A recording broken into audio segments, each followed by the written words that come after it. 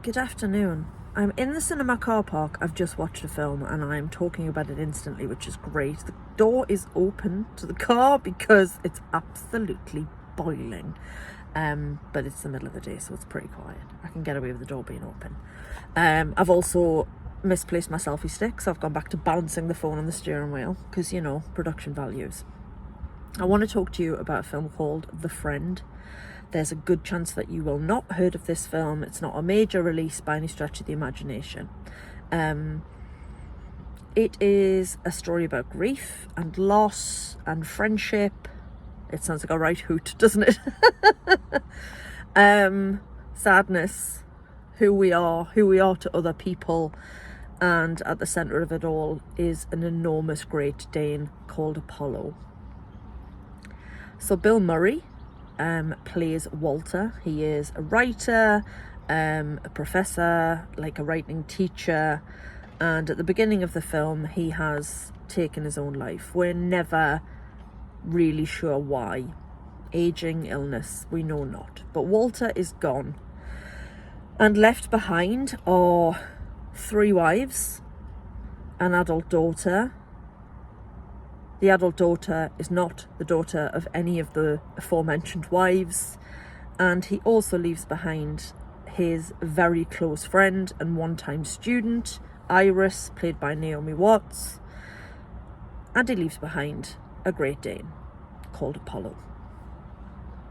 So at the beginning of the film we see the memorial. Iris is our focus, and the dynamics at the funeral or the memorial are interesting because you've got all 3 wives.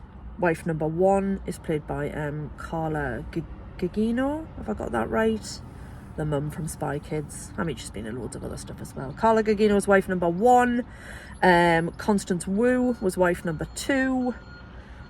I've forgotten the actress's name who plays wife number 3. She was married to Walter when he actually died.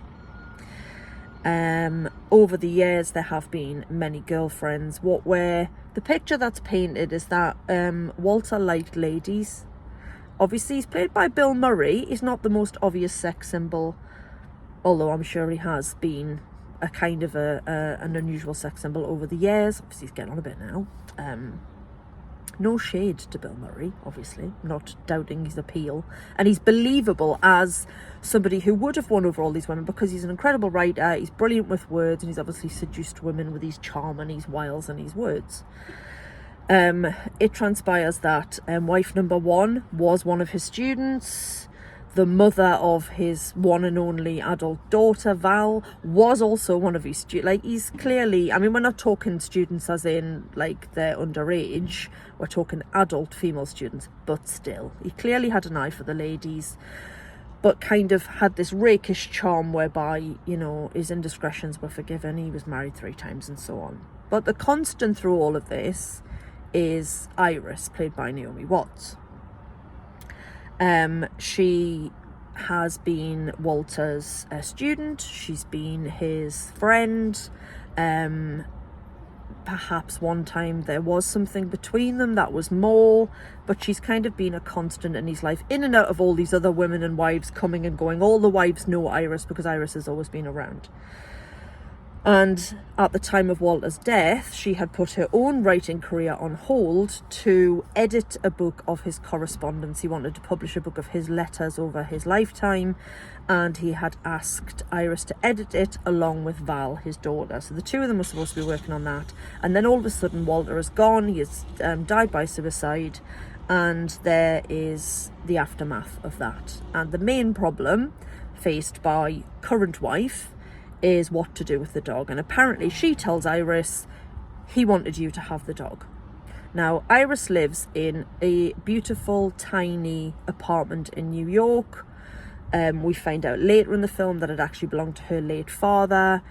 She moved in there to care for him when he was ill and aging. She then took the apartment on.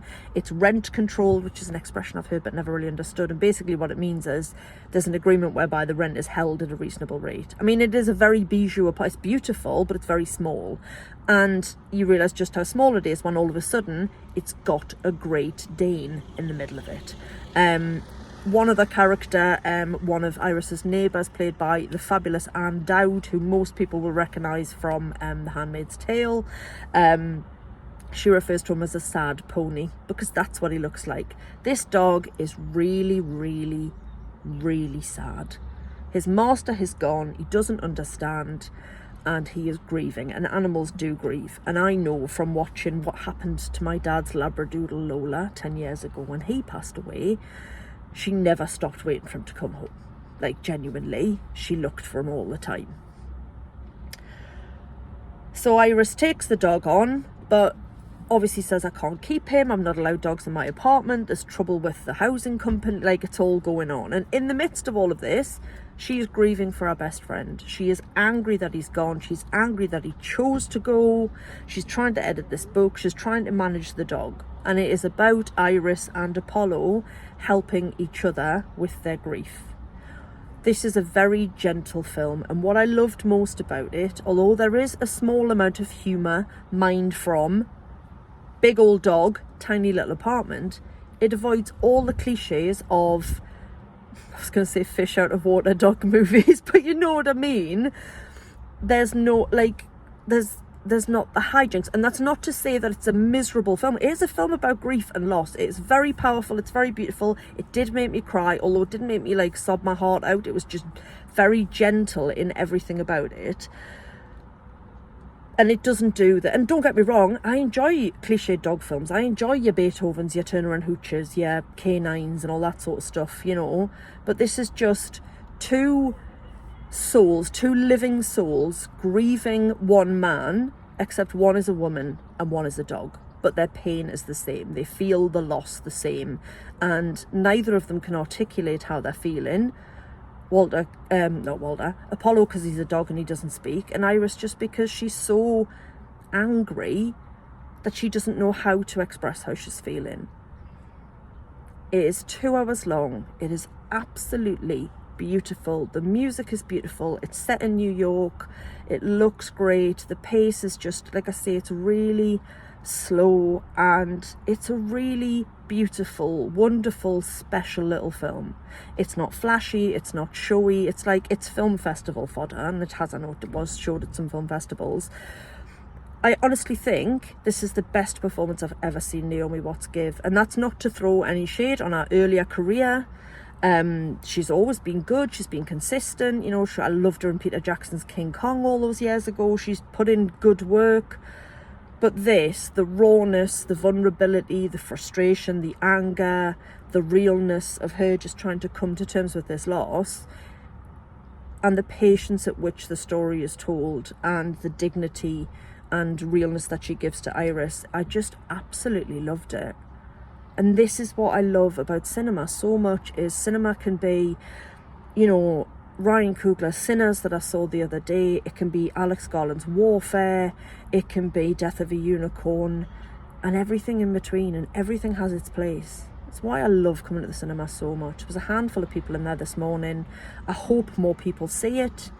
I don't think you'd lose much by streaming it when it was available at home. It's not necessarily a big screen film, but that's always how I would choose to watch a film, because it makes me concentrate. I've got ADHD, so it really helps to have a really big screen in front of me and no distractions.